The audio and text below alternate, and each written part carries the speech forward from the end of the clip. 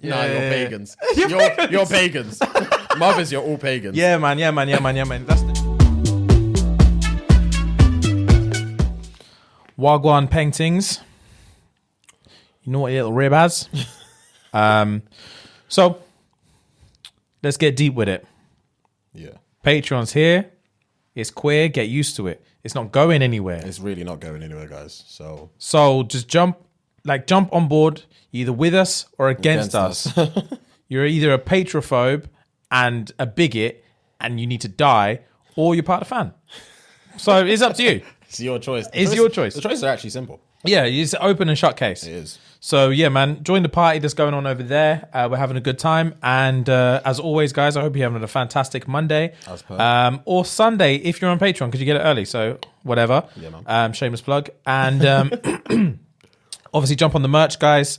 You got the shits and gigs, you got the thick, you've got the dangy dangs, you got the whatever you call it, all the good stuff, and as usual, show us some love in the likes, the comments, and yeah, man, we move. We do move, guys. What you got, G? You might already know this one because it's a basketball-related fun fact. Gang. So Shaquille O'Neal made only one 3-point shot. Shaquille O'Neal made the only 3-point shot he would ever make in his entire career on February 16th, 1996. When the Orlando Magic played the Milwaukee Bucks, O'Neal received an almost full-court pass before he shot a 3-pointer. Despite being the only official 3-point shot in his career, he went down in history as one of the greatest of all time. Gang. I had no idea about that. Yeah, he did. I haven't seen that many like golden era games. Like Shaq and Kobe. I've seen more Kobe games after Shaq had retired. I'm not saying you would have seen it, but I thought you may have like heard about it. Yeah. I actually haven't. The same as there's a lot of like Shaq stuff, like Vince Carter stuff, Tracy McGrady stuff that like I just have never dug deep into. Yeah. Allen Iverson stuff that like about a couple of them. Yeah. But it just like I don't know. I just know them more for their like face and name than I more know about like famous plays and stuff that they did. Okay, fair enough. Yeah, I don't know that much about their actual career and like the cool shit that they did. All I know is just like the famous crossover from Allen on Jordan and what else? I didn't even know that one about Shaq. Kobe I know a lot about, but yeah, apart from that, from them times I don't really know that much about it, and I really should, man, because those are the good old days. Those were the good old days. Speaking of ball, Steph Curry's on stuff at the minute. Have you seen him? I've not seen, because I watched more time obviously because we're in the UK. Some games are like 2 a.m, 3 a.m, so I kind of watch the replays. But I think, who did they play recently? They played what's the team that Doncic is on? What's his name? What team is he in again? I saw that one. God, what's going on in my head? Doesn't matter. Yeah, I saw that game. Yeah. But I've not seen the game that he played, I think yesterday or 2 days ago. So I need to see that. Oh, okay, cool. Yeah, he's been on stuff. He's been on nasty stuff. So like even his drives to the basket. Yeah. Some of the just. To be fair, I saw one drive where he like Euro stepped and then went under the basket. Yeah, bro. Yeah. He did one in practice the other day where he did like the Euro step windmill, but then instead of doing reverse, he just dipped it straight up. So say like the hoop's right in front of your face here. Yeah. Typically, you'd have to reverse it. Yeah, Man just shot it up like that and just it didn't make sense, fam. It didn't make sense. What my man can do just doesn't. It doesn't add up. It doesn't add up. Who is his role model again? I can't. His name. His face is in my head, but I can't remember his name. There's a guy he always tries to emulate, especially when he makes a good bucket. He does like all these like shoulder stuff and blah blah blah, all these like hand stuff. He got it from someone else. Obviously, that's in the past, but I can't. For the life of me, I can't remember his name. I can't remember. I can't remember. Yeah, I'm not doing well as a basketball fan today. I'm not doing well at all. But what you got for me? I have for you a would you rather. I'll go straight into a would you rather. Okay, yes. So this is an interesting one. Would you rather see into the future but can't say to anyone what you saw, or read minds but you have to disclose what you know to that person straight away?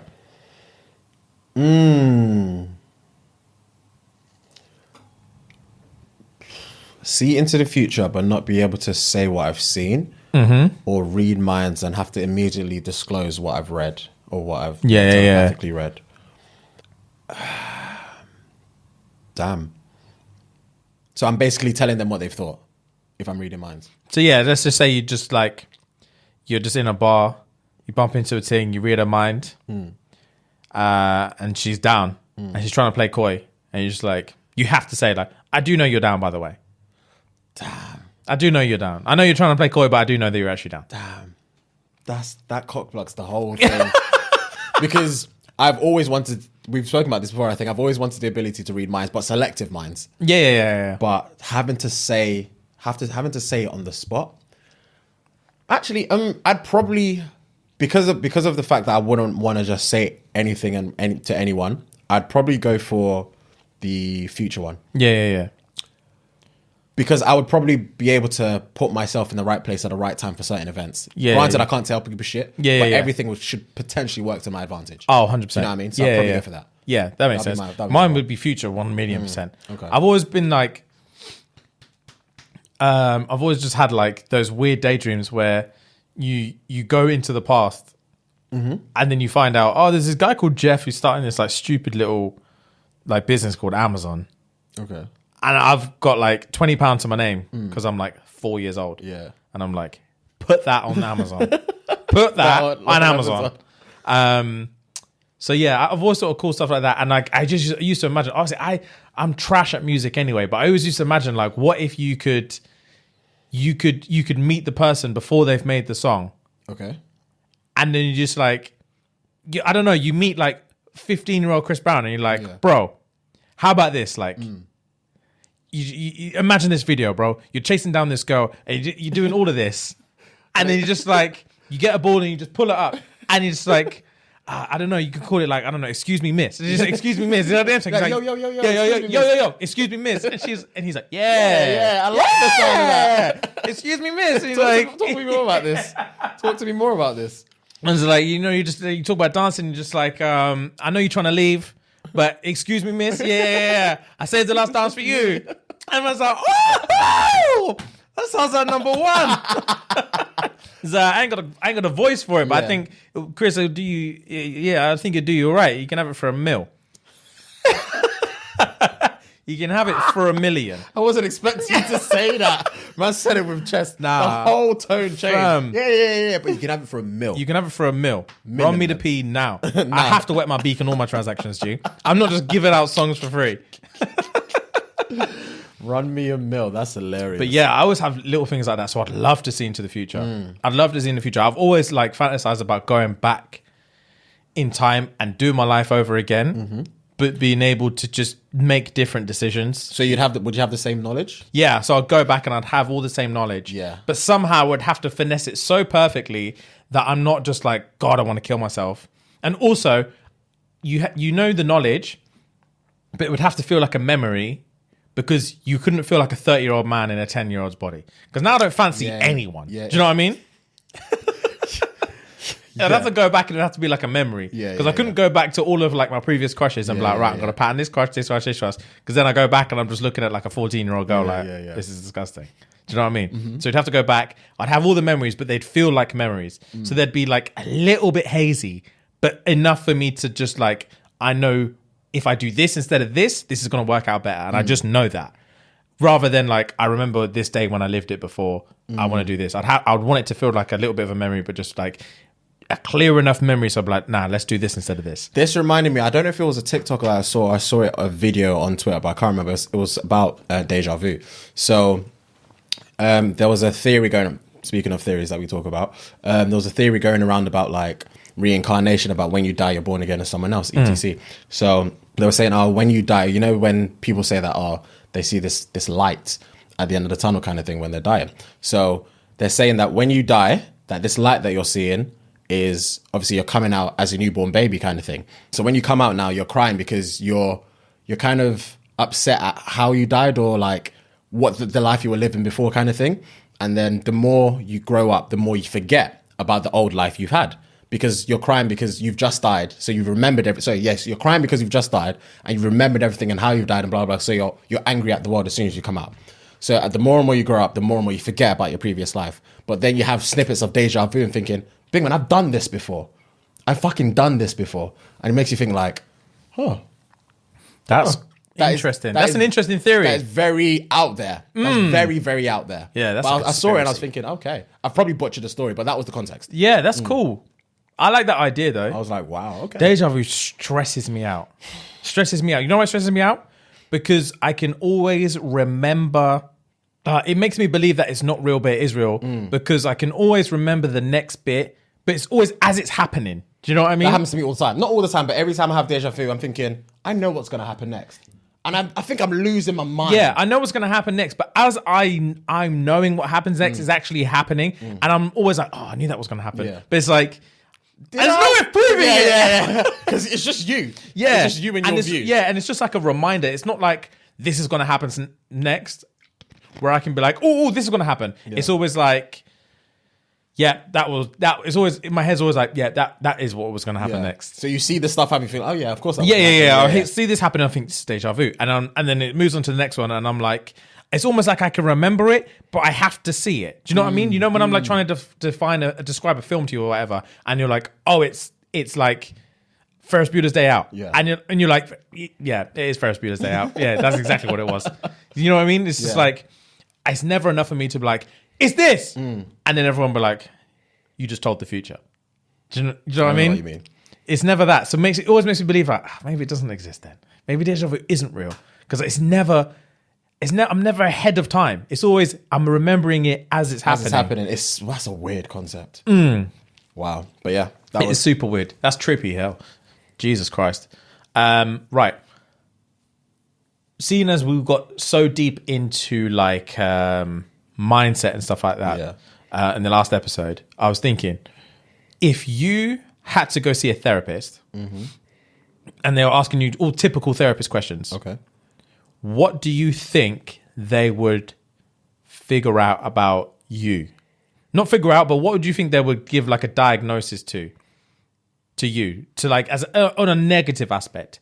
Like, you know, when people say, oh, like I don't even know, like I am codependent because X, Y, and Z, or like similar to love, when we talk about love languages, like, oh, I'm like, I like acts of service because of this. Do you think there's anything where like, I am this way and I know I'm this way, and I think if I saw a therapist, they would say, you're this way. Do you think there's anything like in your personality that's like that? Probably yes. To be fair, more than probably yes. But I feel like that's deep. I feel like that's deep for the pod. It's too deep for the pod. I feel like it's too deep for because I feel like, obviously you said I'm this way because of my parents and blah, blah, blah. I feel like I'll be exposing them as well. Do you know what I mean? All right, you don't have to say. That's fine. It's not something I want to say on here. Do you know what I mean? That's cool. I mean, you don't have to say why though. You can just say, I think they'll say that I'm this. I think they'll probably say, because obviously I told you one of my biggest fears is, or my probably biggest fear is like not being able to provide for my kids. And I feel like that's obviously stemmed from my childhood. Oh, swear. Do you know what I mean? Yeah. And that's something that's, obviously prior to this podcast, that's something I don't really tell people. Do you know what I mean? Yeah. This is a different platform and it's just is what it is kind of thing. And it's something that has always stuck with me, and it's always one of those ones where you just say it to yourself, not necessarily over and over and over again, but it's always there. Yeah. It's always in your subconscious, just thinking that I can never let, not necessarily not necessarily not what happened to me happen again, but like I'm just going to put myself in positions where it's just never going to be an option for me to even be in that position. Yeah. Do you know what I mean? So I'm going to resolve it before it's even an issue. Yeah, exactly. So I don't have kids now, but I know for a fact that I'm trying to be comfortable before I have kids. Yeah. Do you know what I mean? That makes sense. So that is something not necessarily I struggle with, but it's more of a case of I am struggling with something that I probably shouldn't even. I'm struggling with something that isn't a struggle right now because I'm trying to prevent the struggle. Do you know what I mean? So that's one of the first. If I open my true heart to the therapist, they'll 100% tell me that. 100%. Ooh. Do you think they would give you any option of changing that mindset without that? So, for example, like in your head, you having money by the time you've had kids is the only resolution to that mindset that you've got now. That's the only way you can solve it, is the resolve. Do you think there's anything that they could say like, well, have you ever thought about it this way and maybe you wouldn't feel that way? I've actually not thought about it because it's not something I've voiced, you know what I mean?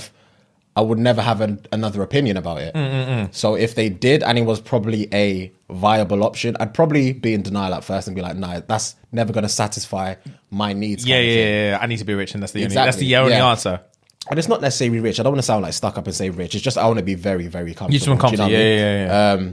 So it's one of those ones where I probably wouldn't want to take their advice or believe it will be the right move for me to take. Like you said before in a few episodes ago, like a fork in road kind of thing. I'm always probably going to go for my option A than their option B. And it's just probably because I know my life and obviously I'm the only one that's lived my life. I can only see this option A as being the viable option. But yes, they're the professionals. So for them to be giving me another option, I'll probably be very stubborn about trying to even decide to go for their option. Yeah. So it'll be it'll be hard for me. Yeah, and it's tough as well because obviously your thing isn't like it's not at a detriment to anyone. Yeah. So it's only a good thing. Do you know what I mean? Yeah. It's like when people are like addicted to fitness. Yeah. They use the fact that it's healthy as a justification of it's okay. It doesn't matter because it's a healthy thing to do. Like I remember when I was like addicted to the gym and stuff like that, and it's only now that the gyms are fucking closed that I'm actually realizing, like, I think a few years ago I had an issue. Like I would lose it if I couldn't go to the gym for one day. Like if I had to choose something, if I had to cancel gym for someone else, if my mum or if my like partner or anyone needed me to do something that meant I had to cancel the gym, I would resent the shit out of them. It would piss me off. Now the gyms are closed, I'll probably be more likely when they open, I'll be like, it's whatever. It's whatever. Because different perspective. Yeah, it's different perspective now. But yeah, I think if I went to, they would have a field day with me. If I had to go see a therapist, they would think, big man, I know I'm gonna retire with this guy. Yeah. This guy's gonna put my kids through college. He's got issues, fam. He's gonna keep coming back. We've got so much to unpack.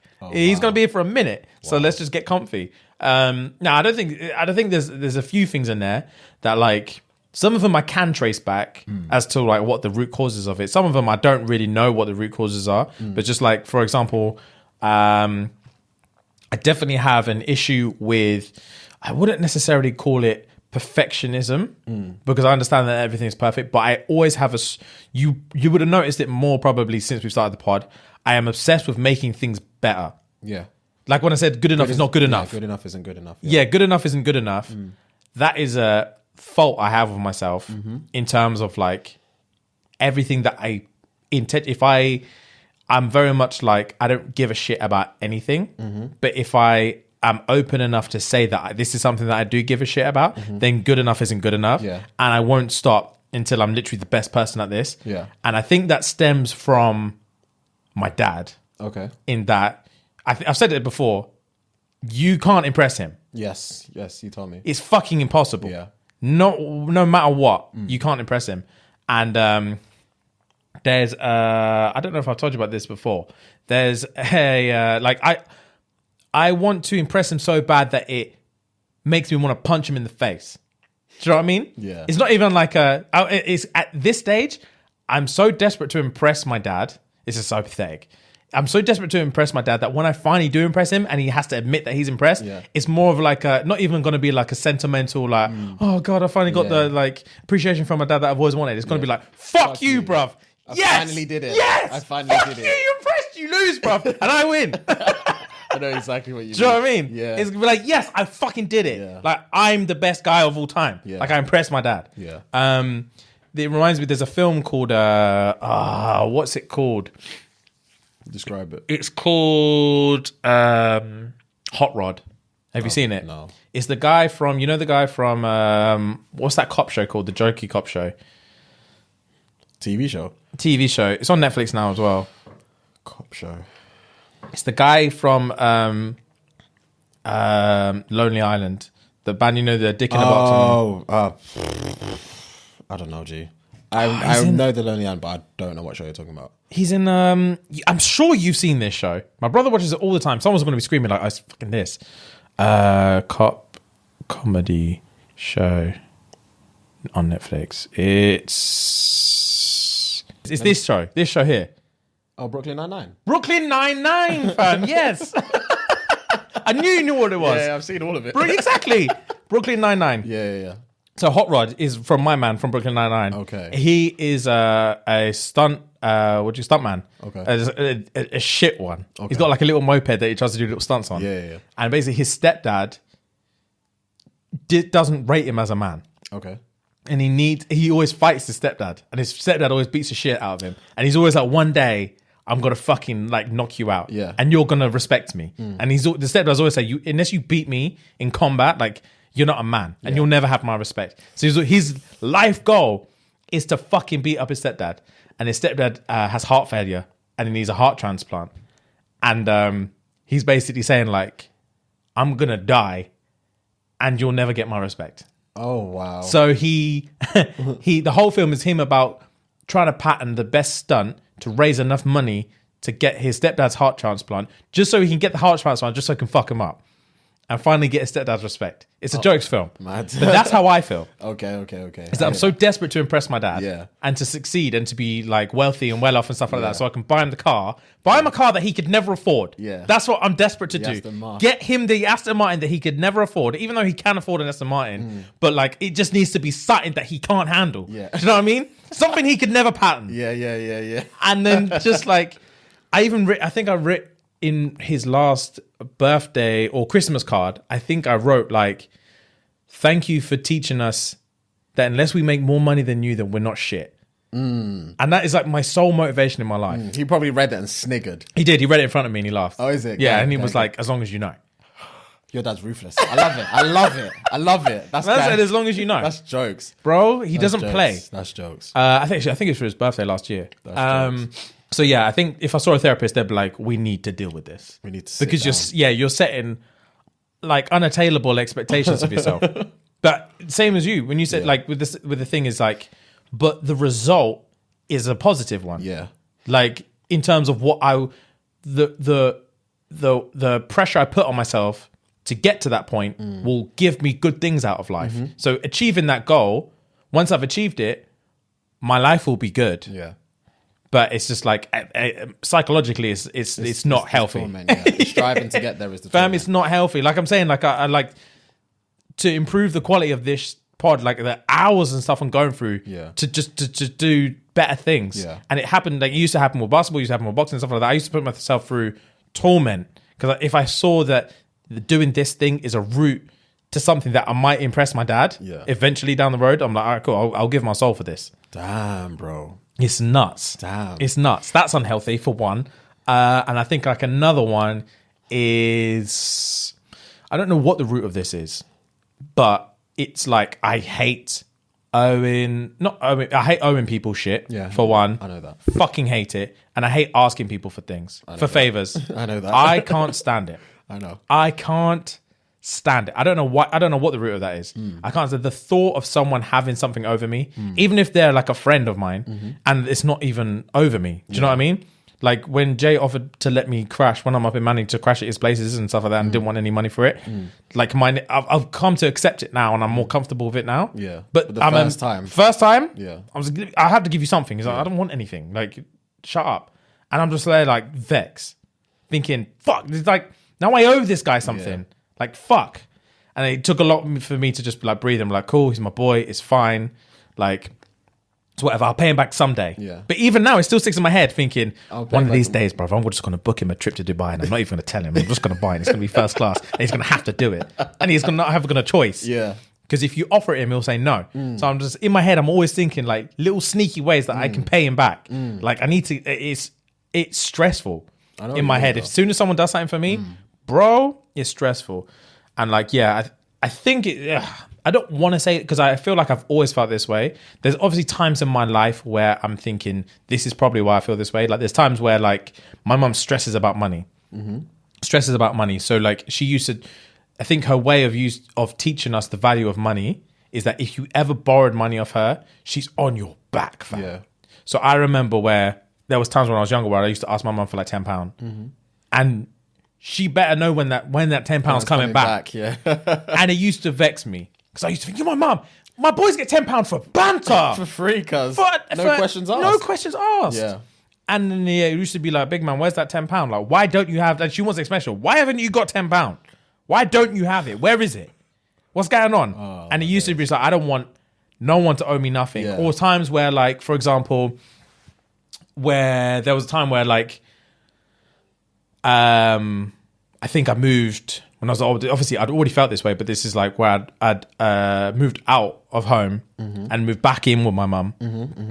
And obviously, got rid of the house and then moved back in with my mum. And it was just like that whole like, fuck. Yeah. Like, I owe her for this. Yeah. Because this is nothing but an inconvenience for her to benefit me. That there's no two ways about this.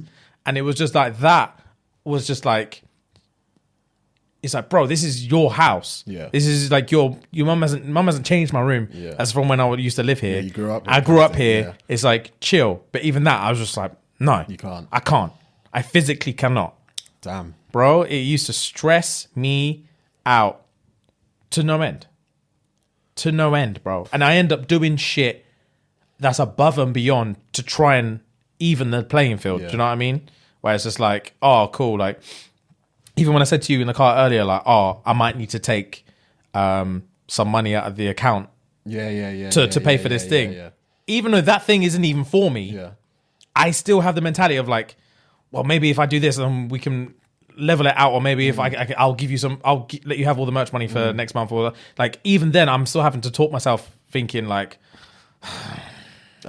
damn, bro. That's, I don't know where the root of that is, but that is like, I think you've actually, because, sorry to cut you off. Something with me is that I feel like every human being needs therapy regardless. I think they do. It's so essential. I think they do. And I feel like therapy will be great if it was free, obviously, because I feel like everyone needs it at some stage of their life. They don't know, even you could be the happiest person today, but there are probably some things that you've not spoken about in like the last 5, 6, 7 years that because they're so buried, you've kind of just, you say you've gotten over it, but a trigger word might bring something back out of you again. And I'm not trying to live that life. I'm not trying to live a trigger life. I'm trying to live a trigger-free life. Bro, do you know what I I'm mean? trying to be chill. And I feel like therapy for male and I think men especially. Men don't see therapists. Men don't see therapists because, not that they don't see therapists, I'm sure they do, but I'm assuming they don't see them as much as women. Because men always have to carry the burden. Men carry so much burden. I was talking to Bella the other day. No, this was a few weeks ago, actually. I said the other day. She was talking to me about some stuff. And I was saying to her, like, I said this, I think I've said this on the podcast before as well. Just because I carry it well doesn't mean it ain't heavy. Yeah, you said that, yeah. But we were talking about specific things in my family, and she was talking about specific things in her family, and she was like, "Oh wow, I never knew you kind of went through that." And I was like, "Of course, like every family has their shit. It's true. Every family, it's true. As much as what you think you're going through is shit right now, trust me, someone else has had something either worse or not even as worse, but someone else is going through stuff or has gone through stuff. It doesn't have to be similar, but it's traumatic to them. And it's just stuff that they have to carry throughout the rest of their life until they get over that hurdle point. It was only last summer that me and my dad, actually, I think I spoke about this on here as well. Me and my dad actually had a great conversation. It wasn't about anything specific. It wasn't like, I'll sit down and I'll talk to you about this. We just had a conversation. It was me, my sister, her husband, my nephew, and my dad. We were at my dad's house. And we were just talking for hours. We were watching the football game. We were just talking for hours and hours and hours. We were just laughing and joking, talking about when I was young, when she was young, and all the shit that happened, blah, blah, blah. And we were just laughing. That sounds banging. That sounds like therapy in itself. Yeah, exactly. It was therapy in itself. And it felt like a weight lifted off my shoulders. I felt like he was my boy. I would kill for that. It felt like he was my boy. And it was such a great feeling to have. I'd kill for that. It was such a great feeling to have. And it was like... Me and my dad have never had a conversation. It was like, I've held some form of grudge for so long up until that conversation. Yeah. And after that conversation, I felt like, wow. I told my mom on New Year's Eve, New Year's Day, I don't know if I said this on here. I called my mom. She was the second person I spoke to her. Bella called me first, and I called my mom straight away. She's like, Happy New Year, blah, blah, blah, blah. Everything. So she was talking to me first. My mom, if every African parent knows that when your mum calls you on like your birthday or any like kind of holiday kind of thing, she's on the phone for 5 minutes just praying for you. Just praying in your, if you're Nigerian, she's praying for you in Yoruba. She's just praying, this, that, and the other. And everything, you're just like, amen, amen. Amen. Every African knows this. Fucking hell, that sounds intense, fam. I'm used to it. Yeah. So it's one of them ones now. It's just like, amen. I don't know what I'd do if someone did that to me now. If they just started praying for you, your eyes will be doing bits. But I'm used to that. So it's the normal thing. Yeah. So, and for some reason, I just wanted to express gratitude towards her. Yeah. She's my mum. I always do anyway. She, like I told you before, she messages me almost every day just to know if I'm alive kind of thing. She just says hi. And I say hi back, blah, blah, blah. But I was like, Mum, I want to tell you something. She was like, what? She was like, Mum, I want to let you know that I can understand that everything you've done for me and my sister has been for the benefit of us. Like what you've gone through, what you thought you've put us through, everything. I just want you to know that I love you so much, and everything you've done for us, I understand. And the trials and tribulations you went through, we get it. I told you she was working 2 jobs at one point, this, that, and the other. And I just wanted to let you know that, Mum, I understand. Like, I'm at a point where I've come to a situation in my life where, because I've found purpose now, I understand things a lot clearer. I can see light at the end of the tunnel now. Yeah. And that's due to this podcast. That's due to this podcast, because now I know that this is happiness for me.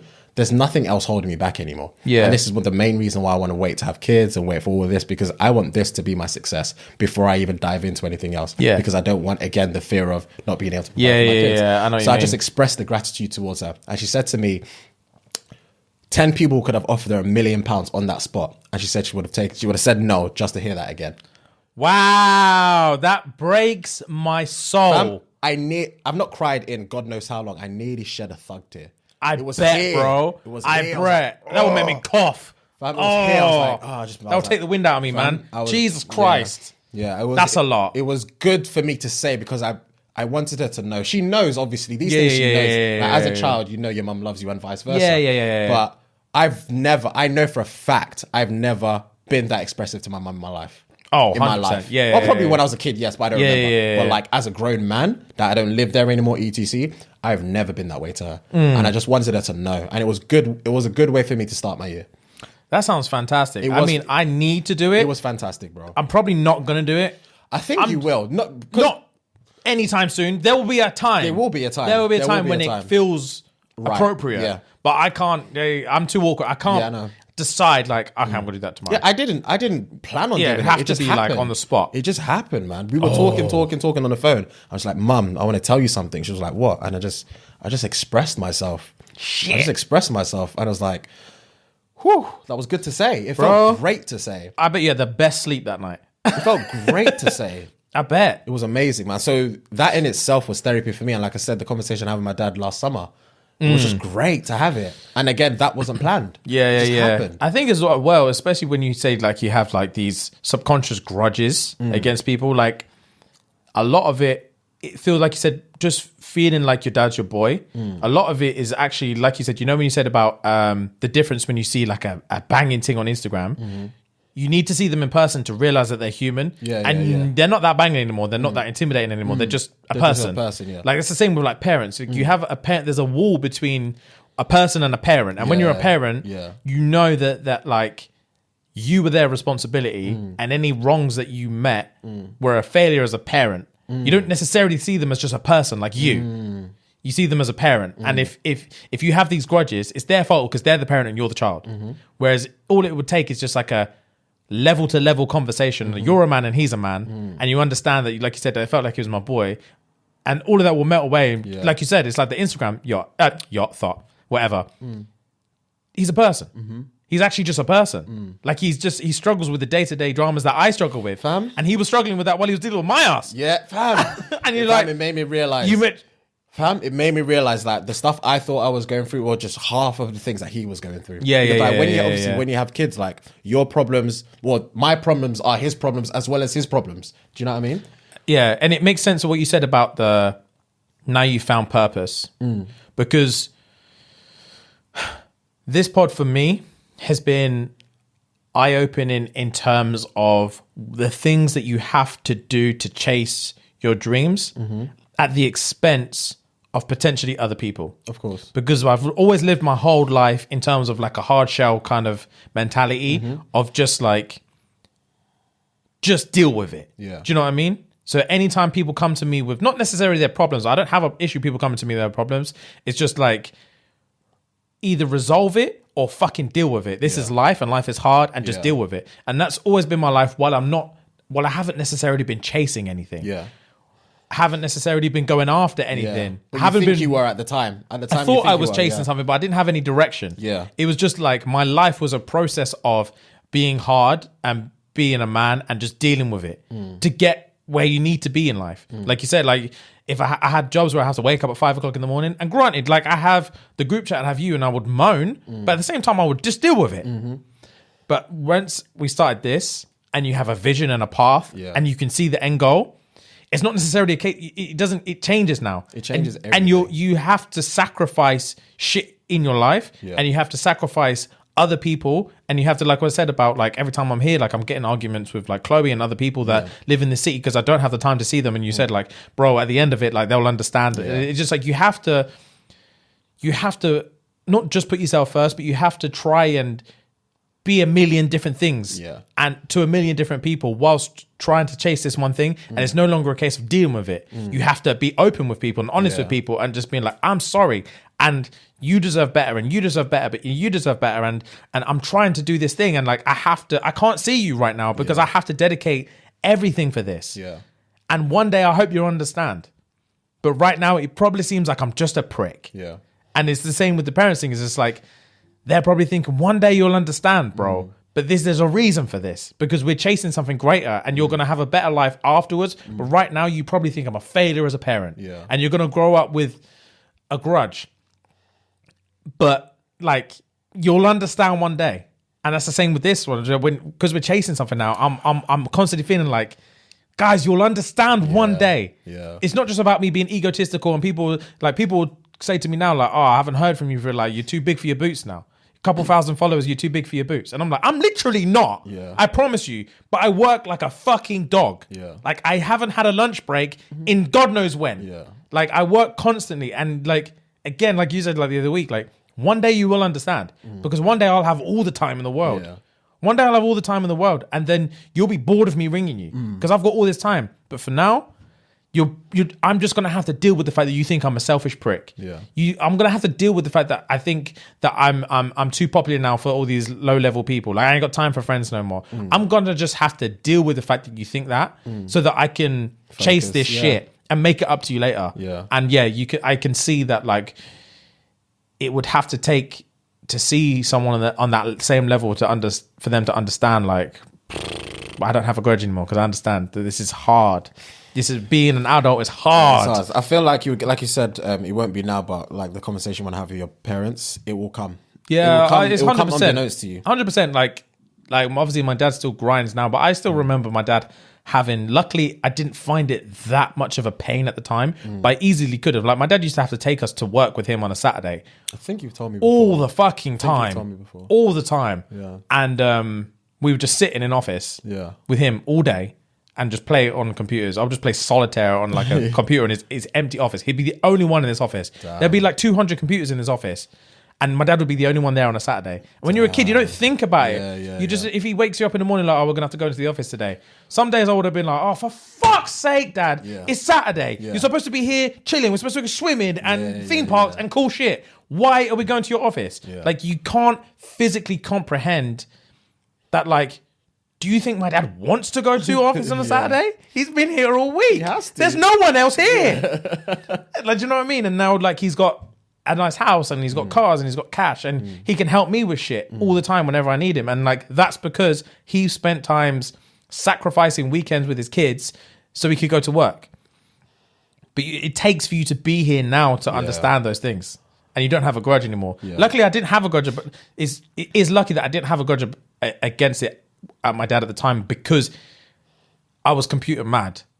So he would just log me into a computer, put me on like mini clip distracted you, and just be like, have fun. And I'll be on mini clip just playing all day. And in my head, I'm just like, this is sick. Yeah. You don't even notice. So I got over the grudge, and he'd always order us like McDonald's and stuff. We'd get McDonald's at lunchtime. So I'm like, bruv, McDonald's and computer all day. Like, it's not that bad. It's a win-win. But it could have been an office that was shit. Yeah. He could have been a solicitor, and I'm just sat there all day making paper airplanes on, but this is a nightmare. Do you know what I mean? It could have been a situation where it was shit, and I really, really, really resented him for it. But luckily, it wasn't one of those situations. But even still now, it's taken for me to have this conversation with you thinking, shit, maybe my dad didn't want to go to the office on a Saturday. Maybe it wasn't his choice that he had to go in the office and work on the Saturday and bring his fucking kids. Of course. He probably didn't want to do that. But c'est la vie. Do you ever feel like you're growing up to be your parents? Like, you're acting like your parents nowadays, like your mum or your dad, like similar traits. Like, do you remember specific examples of stuff your dad used to do that you feel like, oh shit, I do this now? Yeah. In terms of, I think definitely in terms of like not expressing my issues or struggles in my life to people that you know how we said on the other episode about if you knew when you were going to die, I would tell you, but I wouldn't tell people who would try and save me. That'll be a day-to-day influence kind of thing. Yeah. That's how I am with everyday struggles. Okay. When I'm really struggling with something, like if I'm broke and I'm down and out and like I'm tired and like I don't know how I'm going to get through this day of work and I don't know how I'm going to pay my bills this month and stuff like that, I will come to you.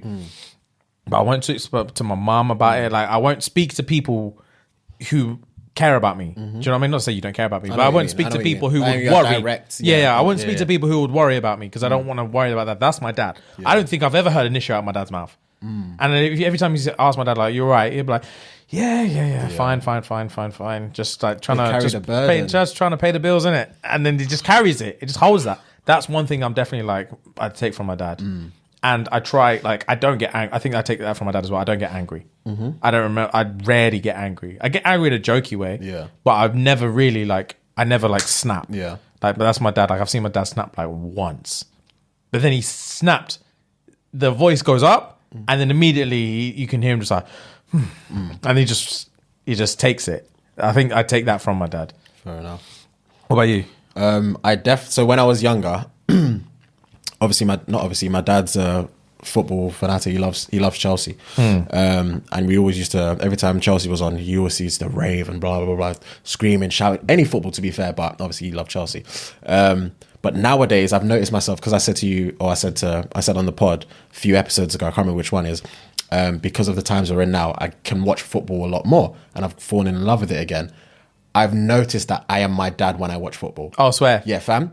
Anytime there's an minor inconvenience, like, oh, he could have passed it, I'm screaming at the TV, James. Yeah. I'm screaming, and this is my dad to a T. Every time I do something, it's like, fuck, I'm becoming like my dad. Fuck, I'm just like my dad. Fuck, it's crazy, bro. It's crazy. That's exactly, funny you should say that. I was saying this yesterday. I was exactly like that with cooking shows. My dad, I used to come downstairs on a Saturday morning. My dad would be watching fucking cooking shows, and I'm, this is boring, bruv. Are you just gonna sit here and watch cooking shows? I love watching cooking shows now. My dad and documentaries. Oh, yeah. Back in the day, all I wanted was Cartoon Network. Anything that was calm and childish. That's all I wanted to watch. My dad will watch documentaries for time, especially like National Geographic as well. I'm thinking, what are you watching? You're such a boring man. Yeah. All we do on this podcast is talk about documentaries now. I love documentaries. Bro. I'm becoming my dad. I am becoming my dad. And I wonder if my sister's becoming my mum. Because it's a question I've never asked her. And it's a question I've never asked my mum. Has she seen, like, oh, my sister's becoming like her, blah, blah, blah. Yeah. It's so weird, man. It's so weird. As the older you get, the more you realize you're just like your parents. You do become your parents. It's crazy. You do become your parents. And it's weird because you become your parents for just like the standard day-to-day things. But you also become the extreme opposite of your parents in the things that you didn't see, like the things that you don't like about them. There's no middle ground. It's always like whatever they did, you're going to do the opposite. Yeah. And then your kid is going to do the opposite of the shit that they don't like about you. And it's just going to go back and forth. It's crazy. So I'm exactly like my pops in watching football, but I don't want to be like in that situation where I was when I was a kid. So that's why I'm always striving to make sure I can provide for my kids. Exactly. So it's weird. It's such a double-edged sword. Exactly. And like my parents worked all the time, and I'm trying to I'm just trying to have as much free time as possible. As you can, But whilst I'm working my ass off now, and I'm sure they were trying to do the same thing, and I used to just think, oh, you man, I was working, bro, always working. And now look at us. And fam, I'm working fucking 60, 70 hours a week now just to get to a point where I don't have to work anymore. Yeah. And where I think I said to you, I had this conversation, the one honest conversation I had with my dad a few years ago, just before we started this, was him talking about work. And it was the first time when I actually said to him, oh, I want to try this pod thing or this YouTube thing or whatever. And I was expecting him to be like, yeah, good luck. I expected him to just brush it off childish things, man. But he was like, oh, do it. He said, do it, because I've been working my whole life so that I can retire at a certain age. And that age has been and gone. Oh, wow. And I'm still working, trying to retire. And you work and you work and you work and you think, when I make this much money, it'll be enough. When I make this much money, I won't have to work hard anymore. Or if I get this promotion, I won't have to work anymore. And then you get to the top of the castle, you get to the peak of the mountain, and you just find out you're working more than you ever were. Yeah. And that's him now. He's like, because he has to look after everything. You've just got more people to look after, more responsibilities. I've got these employees, I've got my kids, I've got this house, I've got these cars, I've got employees under the employees, I've got meetings upon meetings, I've got clients, I've got this, I've got everything is on my shoulders. It's like, I miss the days when I was just the guy that had no responsibility. Just at a desk. I was just at a desk. Cubicle. And it didn't matter. I could not turn up for 3 days. Probably no one fucking even noticed. It's like, you want so hard to get to the top of the tower. This is like corporate world, definitely. Is that you work so hard to get to the top, and just to realize the top is worse than the bottom. Of course it is. You just get paid more. That's it. But it's just worse than the bottom. And like, so when he said, he's like, do it. Do this YouTube thing. Please do it. Because he just basically said, don't be where I'm at. Yeah. Because if YouTube was about when I was your age, 100% I would have done it. He'd be gone clear. Yeah. I know your pops, he would have been gone clear. Gone! He would be gone clear. Gone! Because I remember the first time I told him, he was like, bang, right, this is what you want to do. You want this camera. Look, this is what camera that Casey Neistat uses. You can see that the angle of this is this and this and this and this. You want to be doing this. You want to be doing this. Or you can look at this YouTuber. Look at the kind of stuff that they use. Look at the color schemes that they're using, and like the similarities that they have between the videos and the differences, but they all connect together. He was going off on it, bruv. Okay, so my mind is blown a little bit for now, because obviously we're talking about how you're becoming your dad and emulating your father and everything, and you're talking about like how you don't have open conversations and blah blah blah with your pops, and you're striving to impress your pops. Do you feel like this is one of the reasons why you do this as well, like subconsciously? Definitely. I definitely think I try harder now from that one conversation where I realized like this is something that he would have wanted to do. Yeah. And I have an opportunity to potentially do it. That 100% like spurs me on whenever I'm thinking, oh, bro. That's gang though, man. We're down fucking 50 subscribers today, bro. We ain't had a new subscriber in 4 days. Yeah. Like, what's the point? Yeah. When I'm thinking about that, I always think like I have an opportunity to do something that he always wanted to do. Yeah. Or not necessarily because it didn't exist when he was my age, but like in the realm that he wanted to do. In the hindsight, he said if he knew the opportunity if it was there for him, he would have done it. And like, in an essence, like I could be the guy that's like, I don't have a job. Yeah. My job is my hobby. And I make more money than all of you motherfuckers. And dad, quit now. Because the house is, I just paid off the mortgage, bruv. That's what I want to do. Just like, this is sorted. It's sorted. Just chill now. Just chill. This whole thing you've been banging on about for a million years since I was a fucking kid, talking about, oh no, work, blah, blah. Stop now. Patterned. It's sorted. It's patterned. And also, fuck you, because here's the car you can't afford. You're impressed. My mum will break down into tears. Bro. I couldn't see it. Yeah, I'd want to see it, but I couldn't see it. Yeah. I'd buy my mum's house. I always have these daydreams about like ringing mum, because my mum rents her yard. And it's such a stress in the back of her head that like in my head is old school mentality. Like I don't give a fuck about ever owning my yard, but it's stress for her, and it stresses me out that it's stress for her. Of course, that every time her like lease is up for renewal, she is stressed, fam. Stressed, thinking that the landlord is just going to turn around and sell it, and kick her out. She's so stressed about it. So I always have these dreams about like just buying it, not telling her, begging the landlord, don't tell her, just leave it. And then we'll come round and it will be that same, I bought it fucking 6 months ago and she doesn't know. And then she's just been paying like, I'll say just like this is such an inconvenience, but like I'll pay you extra Yeah. if like when my mum pays the rent, just forward it to me. Yeah. When my mum pays the rent, just forward it to me. And like, don't say anything. Just let it go. It's gonna be a surprise. And when the fucking lease renewal comes around, I want you to fucking ring her. I'll pay you like an extra 50 grand if you pattern this for me. Yeah. Like when the lease renewal comes and just say like, I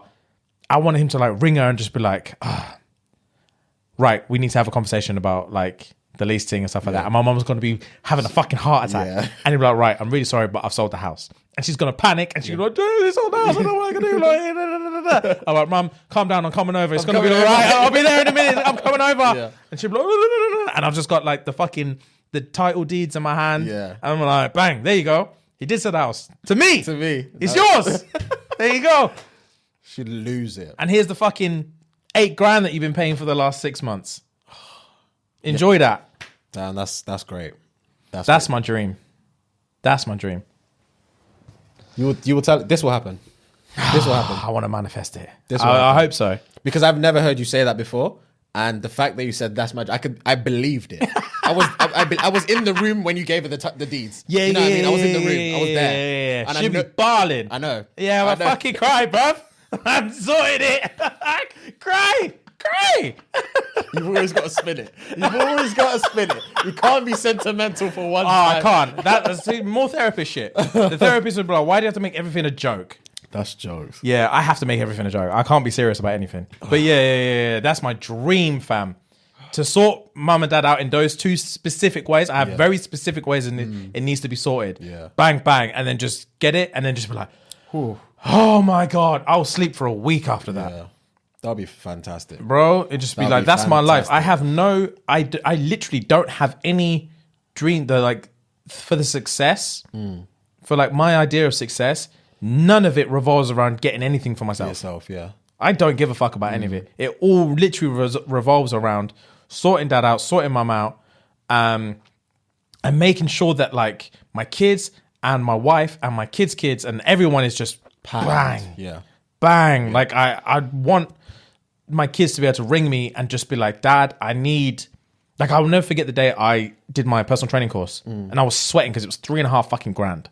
I remember. And I remember thinking, there's no way I can pay that. Yeah. But I wanted to do this PT thing. And I ran my dad and I was like, cool, can you help me out with this PT thing? Yeah. And he said, how much is it? And I was like, it's 3.5 grand, but you can pay it off monthly and you can just put this deposit down. And by the time I'd finished talking, he was like, cool, it's in your bank. And I checked my bank, there was 3.5 grand in there. And I was just like, the world is different. The world is different. The world is different, fam. And I was just like, I need to be the dad that can do that. Yeah. I can't be the dad that when my kids come to me with their financial stress, I'm now stressed because I'm financially stressed as it is. Do you know what I mean? Of course I know exactly what you mean. I can't be that dad. I physically can't be that dad. what I can't be that husband where my wife's just like, I want to go on this holiday and and I'm just like, oh, fuck's sake. We can't afford it. Yeah. Like, get it in your fucking head. Or the car's broken down. And I'm like, oh. You're going to have to take the bus then, love, because we're fucked. Do you know what I mean? I can't be that dad. I refuse, fam. I can't be that husband. I refuse. If you man don't send us some more Patreons after this episode, if you man don't sign up after this episode, we've poured our hearts out to you, man. If you man don't sign up after this episode to Patreon, you're pagans. You're pagans. Mothers, you're all pagans. Yeah, man. That's the dream, G. I hope people who have a dream can listen and think, fuck it. Let's go. Yeah, man. Let's go. Because there's certain times in your life where you just have to think like, because I know so many people sit on a day and are just like, this is just my lot in life. Do you know what I mean? Yeah. They've always got that thing that they want to do. That they're like, this is the answer. Whether it's like clothes or fucking writing a book or taking up that like art school that they've always wanted to do, or just like the thing that is like a long road, or getting in fucking Forex or fucking Bitcoin, whatever you want to do. Just like taking the leap and just be like, I know if I did this, or if you ask them, you could ask anyone like, what would you love to do? Everyone's got a fucking answer. Yeah. And it's so annoying that so many people have an answer, but no one's doing anything about it. And it's just like, I'd love someone to listen to this today and be like, fuck this, bro. I'm doing it. I'm jumping on and doing it, yeah. Bro, I'm 20 years old. I'm fucking 16 years old. I'm young. Even if I'm 45 years old, I'm doing it, bro. Because 3-4 years down the line, I can be where You can be where I you- never thought I would be. Yeah, exactly. I never thought I would be. Exactly. Do you remember when you was watching that Ali Abdaal video the other day? Yes. About how much pee he made. Yes. If you guys want a motivational video, there's a YouTuber called Ali Abdaal. He's from the UK and he made a video a few months ago, or I think, a couple months ago, of how much money he made in 2020. And I've been following him for like a year now, maybe. And he's a really good guy. He makes he's very well spoken, and people might find him a bit boring, but he's very eloquent, well spoken, crispy content. Yeah, he crispy articulates everything content. well. Yeah. And he made a video of how much he turned over $1 million in 2020. 2020. And he breaks it down to the penny of where audience, the resources he got it from. And he talks about his journey as to where he got this. And he talks about, I made this much money in 2018. I made this much money in 2019. He's gone from making like 30 grand in 2018 to turning into $1 million in 2020. 2020, yeah. And this ain't a joke. It's not. It's not a joke. But the one thing he says is just like, bro, anyone who's interested in YouTube, and this applies to anything in life. It's not just YouTube or podcasting or any. It applies to everything, not just like creating content, for example. Yeah. Do it 2 to 3 times a week, every week for 2 years, 2 years. and then come chat to me. And I promise you, your life will change. And that applies to anything you want to do. Is just like dedicate 2 days a week to it every week for 2 years, and your life will be different. 100%. Your life will be different, fam. You just have to be dedicated. Yeah. You have to be dedicated. Whether you want to be a fucking architect or a doctor or like I said, like a sound engineer or a musician or anything. Like pick up that piece of equipment or get on YouTube and learn that, take that course or something, and just dedicate 2 days a week, every week, 2 years. Come chat to me. Your life's going to be different. It will be 100% different. You not necessarily be rich, but your life will be different. will have changed you forever. You've seen significant differences from when you started to where you are right now. 100%. And we've already seen it. Of course we've But seen because we're not at the end goal yet, Yeah. it's so easy to be like, fuck, this is taking ages, it is fam. taking ages, but we only had the studio in November. We got the studio in November, and it feels like we've been in forever. Yeah, it's Do you know true. what I mean? It's true. I feel like we've been in the studio forever. We have more episodes on the sofa than we do in the studio. Way more episodes on the sofa than we do in the studio. Good But it feels like we've point. been in the studio forever. Yeah, good shout. But it's like you don't know until you start. Bro, You don't know until you start. I didn't think we'd be in the studio a year into what we're doing. I some girl commented on the episode 1 the other day, Yeah. and was like, "Oh, this is my 3rd time I watched watching it. it," and I saw the thumbnail from episode 1. I was like, "Yuck! What the fuck is that? That is shit." I know, it's and I was crazy. like, "Whoa, we've come come a long like, way. yeah." And obviously, I still keep looking. I very rarely look back. I'm always like, next thing. But yeah, when you take time to reflect and just, bro, 2 days a week. Fucking every week, 2 years, and obviously not even at 2 years yet, your life will be different. And when we are at 2 years, even if I don't make another penny from now until our 2 year mark, the method still applies. Of course. Because when we get to our 2 year mark, even if we're exactly where we're at now, Yeah. you look back and be like, my life is different. My life has obviously changed. My life is different now. I'm not going to say use the word influence, but we've changed a lot of people's lives. We changed people's lives. My bank account's different My now. account's different. We make clothes now. Close now. We've got connects to fucking creative designers. People want to send us stuff. Like our life is completely different. Bro, Completely different. people pay us to say shit now. We get noticed. Do you know what I mean? Things like that is crazy, man. So it can apply to anything. We Don't talk just to think- people from all over the world. All over the every globe. single day. We All get over messages the from globe. everywhere, every single day, talking about, look at this fucking tarantula that was in my office today. That's crazy. Oh, did you know there's fucking baboons in Kenya that are climbing all over my yard? That's crazy. I remember that yeah, one. Yeah. Like, am I the asshole for this situation that's going on in my life? And I'm like, fucking hell, that's nuts. And just like, oh, hi guys, like, you might be interested in this. And like, oh, if you ever come to this country, you should stay here. And like, and I'm just like, It's crazy. we're not even at the 2 year We're mark not even yet. at- I remember when we first jumped on, we were begging people to send us Oh, fam. Even before Am I the Arsehole started, we're like, Yeah. oh, we want to talk about this. Guys, please send us in some stuff to talk about this. And nothing. nothing. That was Nothing. probably like episode 20s, 30s. Yeah, bro, something. we were in it. We were in it. We were in it. Our DMs were dry, cuz. But the one thing I'm happy about is that we treated it like we had 1 million subscribers when we had 2. Yeah. Do you know what I mean? Yeah, There was missing an yeah, episode was yeah. not an option. It wasn't an option. That's the thing with consistency, man. You have to keep the ball rolling. So don't expect you to be where you want to be in 2 years without putting in the graft for every week for 2 years. Do you know Yeah, what I mean? bro. You just can't miss a week. Yeah, you can't yeah, miss a just week. go. You can't miss an ep. You can't miss a day. You can't miss a lesson. Whatever it is you want to do in life, just dedicate 2 years to it solidly. Week, Bro, in, 2 Your days a life will week, change. 2 years every week. Bang, your life's different now. And it's the life same will with every, like, change. literally fucking going gym, bruv. You go in gym. You go gym 3 days a week, every week for 2 years. Your life will change. You're different Of now. course, you feel different. You're gonna probably eat differently because Everything's your mental state different. is different. So yeah, bro, someone please today. I know at least 100 people that would listen to this or watch this. There's at least 100 of you that have that fucking thing that you want to do. Yeah. At least 1,000 of you, to be fair. There's at least 1,000 of you that are there. They've got that fucking one thing that you want to do that you're too scared to do it. Bro, today's the day. Get the fuck up. 2 days a week, every week for 2 years now. Write it on the calendar and just be like, Mondays and Wednesdays for the next 2 years. I'm gonna be here for another 70 fucking years. Do you know what I mean? I might as well start now. Just do 2. Just take 2 years and just see what happens. And if it doesn't work out, then fuck it, drop it off.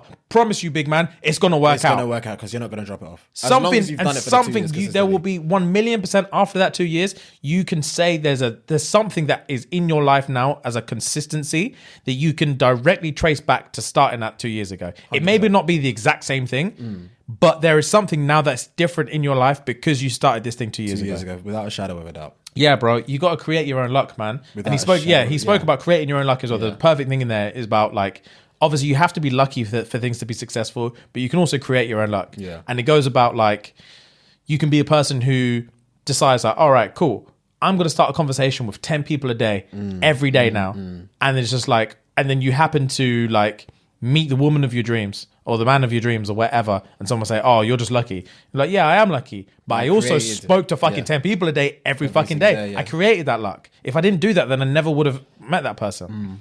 And it's a habit. It's a force of habit as bro, well. Force yourself to get in there, bro. And then, yeah, guys, if you want, message us these dreams. Obviously, we've shared those. It is very therapeutic to just, like, actually put it in the universe. It is. I'm a big advocate for speaking shit into reality. You have to. Like, when you paint that stuff, picture, like you said, like when you said you could see the deeds there and stuff like that, when I can fucking see it, there's no reason why it can't happen.